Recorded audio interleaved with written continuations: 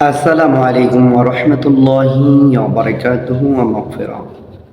সম্মানিত viewers and follower, দেশে প্রবাসী যারা যেখান থেকে আমার আজকের এই ভিডিওটুকুন দেখতেছেন, সকলকে জানাচ্ছি প্রাণঢালা অভিনন্দন ও শুভেচ্ছা। আশা করি সকলে অনেক বেশি ভালো আছেন।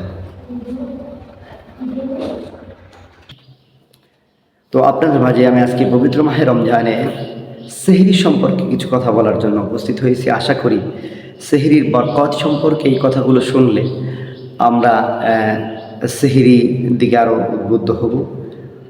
আমাদের মধ্যে অনেকে আছে মাহে রমজানের রোজা রাখেন না, সেহরি খান না।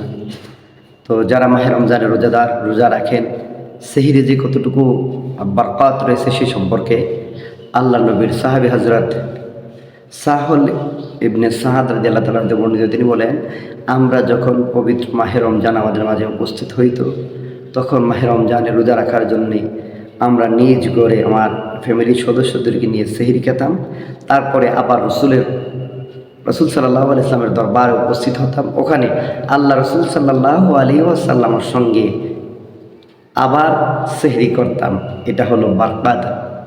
সেহরি করে তারপরে ফজরের আজান হতো, ওখানে আল্লাহ রসুল সাল্লাল্লাহু আলাইহি ওয়াসাল্লাম জামাত সহিত নামাজ পড়তেন, ওখানে আমরা নামাজ আদায় করতাম।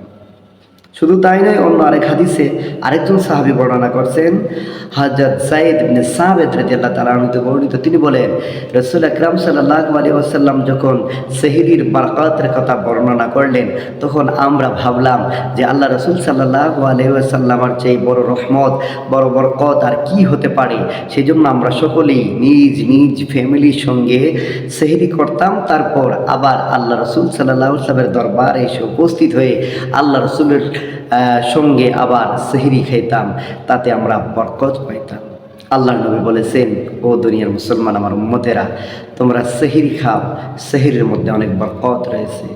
আল্লাহ তাআলা দুনিয়াতে যত খাবারের মধ্যে বরকত দিয়েছেন, সবচাইতে বরকত আল্লাহ তাআলা সেহরির মধ্যে দিয়েছেন। কেননা মানুষ অল্প কটা খেয়ে সারাটা দিন কিভাবে উপবাস থাকে, এক ডুব পানিও পান করে না, খাবার চোখের সামনে পেয়েও খায় না। আল্লাহ বলতেছেন, নবী গো, আপনি উম্মতদেরকে জানিয়ে দেন, এই সেহরির মধ্যে আমি এমন বরকত দিই যে বরকতের বিনিময়ে বান্দা পেটে ক্ষুধা লাগলেও, খাবার সামনে পেলেও আমাকে ভয় করে, আমাকে ভালোবেসে তারা খাবার খায় না। আমি এটার মধ্যে বরকত দিয়েছি। খিদা লাগলেও সেই খিদাটা আমার কথা স্মরণ হলে সেটা মন্দা হয়ে যায়। তাই বান্দারা ওর মাহে রমজানের রোজাগুলো সহি সত্যভাবে সুন্দরভাবে রাখতে পারে। আসুন আমরা পবিত্র মাহে রমজানের কদর করতে শিখি। আর তো বেশি দিন নেই, 18 দিন চলে গেছে, মাত্র 12 দিন আছে। আসুন আমরা এই মাহে রমজানের সেহরি খাই। আল্লাহ তাআলা আমাদের সেহরি খাওয়ার তৌফিক দান করুন। সেহরি যারা খায় প্রত্যেককে আল্লাহ তাআলা বরকত দান করুন, রোগের শেফা হিসাবে আল্লাহ তাআলা কবুল করুন। আমিন ইয়া রাব্বাল আলামিন। ভিডিওটি ইসলাম প্রচারের স্বার্থে শেয়ার করে দেবেন। আসসালামু আলাইকুম ওয়া রাহমাতুল্লাহি ওয়া বারাকাতুহু।